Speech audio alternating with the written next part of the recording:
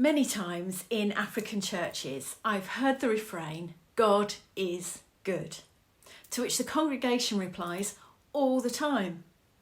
The minister then calls out again, all the time, and the church responds, God is good. Of course, God is good all the time. But when we're in the midst of a difficult situation, it can be hard to see exactly how good God really is. Today, we've been thinking about Job and a prayer that he prays at the end of the book about his story. Although the book of Job is placed towards the middle of the Old Testament, it's probable that Job actually lived before the time of Moses. And as he lived in the land of Ur, it's unlikely that he was an Israelite either.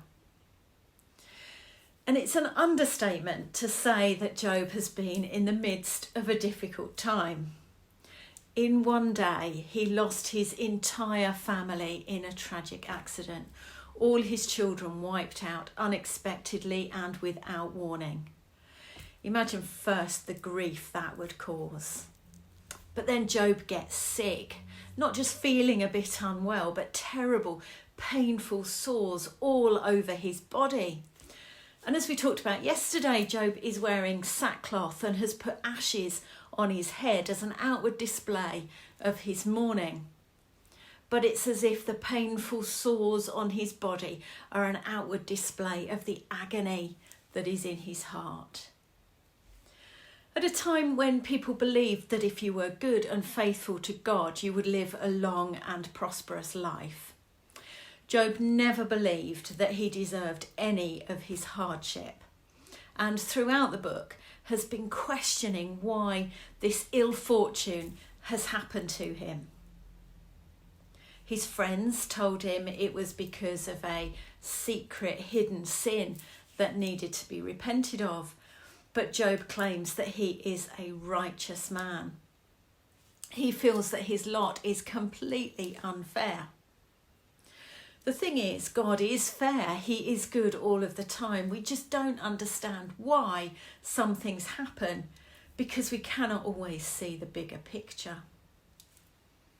Finally, in chapter 38, God comes and speaks directly to Job. I think that God must be a bit fed up with Job's moaning and the poor advice being given to him by his friends. God doesn't answer the question about why Job is suffering so badly. He doesn't reveal the bigger picture. Instead, he reveals some of himself to Job. And through this conversation, Job begins to appreciate some of the greatness of God. God asks, "Who exactly do you think you are?" questioning my decisions. "Were you here when I created the earth," he says, "when I set the sea in its place, when I caused the dawn to rise? Do you know where the gates of death are located? Do you know where the snow is stored? Do you set a path for the rain or the lightning to fall? Do you direct the movement of the stars or the cluster of the constellations? Who is it that gives intuition to the heart? Who is it that provides food for the lions and the ravens to ensure that their young are fed? Are you there when wild animals give birth? Have you given animals their characteristics, their speed, their strength, or their beauty? Is it your wisdom that makes hawks and eagles fly like they do? At this point, Job realises that he has spoken unfairly, but God continues. He asks, "Are you as strong as me? Can you thunder with a voice as loud as mine? If you could do even some of what I do," God says, "I would worship you. Look at the creatures I have made. Look at the way I have made them. Look, I have even made you." And think too of the mighty creatures I have made that live in the sea. Can you make anything that compares to them? if you cannot stand up to some of these great creatures I have made, how can you hope to stand against me? Can you give me anything that isn't already mine? There are so many wonderful truths in these statements. At this point, Job does ask God for forgiveness, not for some hidden sin, but because he has questioned and not trusted God's sovereignty and justice. Tonight, are you going through a difficult time? At the time of writing this, we are beginning to emerge from the coronavirus pandemic. We have been locked at home, unable to meet with family and friends. It's a difficult time for many, especially those who are sick or who have lost loved ones.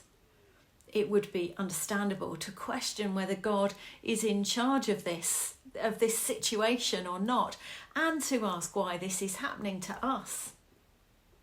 And we might not be able to answer those questions directly at the moment, but we can trust that God knows what is going on, that he is with us in this tragedy, and that he is a mighty God with a plan and a purpose that we just don't understand.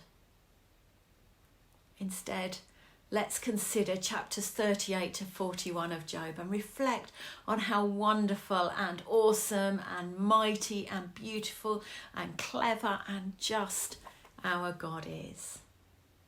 Let us give ourselves over to worship and trust his judgment, and let us not forget to ask for forgiveness for the times that we have not trusted him wholeheartedly, and for not giving him the credit and the glory that is due to him. Next time, we're going to read one of the Psalms together. It's one of my favourites. So I'll see you then.